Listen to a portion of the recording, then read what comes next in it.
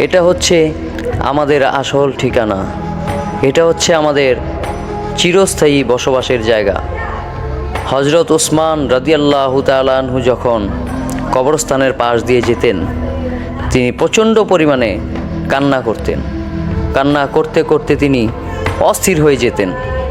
সাহাবায়ে-কেরাম জিজ্ঞাসা করতেন, আমিরুল মুমিনিন, আপনি কবরস্থান দেখলেই কেন এমনভাবে কান্না করেন? হজরত ওসমান রাদিয়াল্লাহু তাআলা আনহু বলতেন যে, দেখো, কবর হচ্ছে আখেরাতের প্রথম মঞ্জিল, কবর হচ্ছে আখেরাতের প্রথম দরজা। এই প্রথম মঞ্জিলে যে ব্যক্তি সাকসেস হবে, পরবর্তী মঞ্জিলগুলো, পরবর্তী ধাপগুলো পার হতে তার অত্যন্ত সহজ হবে। এই জন্য আমি এই প্রথম মঞ্জিল দেখলেই কান্নাকাটি করি।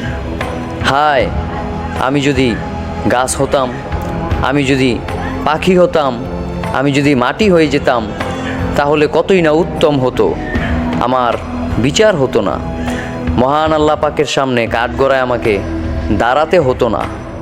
অতএব হে প্রিয় ভাই সকল, কবর হচ্ছে এমন জায়গা যেখানে সবচেয়ে ভয়ঙ্কর হচ্ছে কবর।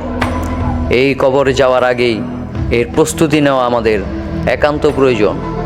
অতএব পৃথিবী যেহেতু ক্ষণস্থায়ী, আমাদের প্রত্যেকের উচিত এই পৃথিবীটাকে একটা মুসাফিরখানা মনে করা, এবং আমরা হচ্ছি সেই মুসাফিরখানার মুসাফির। কিছুক্ষণের জন্য এসেছি, আবার কিছুক্ষণের মধ্যে আমরা চলে যাব। অতএব এই কথা স্মরণে রেখেই আমাদেরকে দুনিয়াদারি করতে হবে এবং আখিরাতের জন্য কামাই রোজগার করে যেতে হবে। অতএব আল্লাহ পাক আমাদের সকলকে যেন কিয়ামতের সামান জোগাড় করার তৌফিক দান করেন। আল্লাহুম্মা আমিন।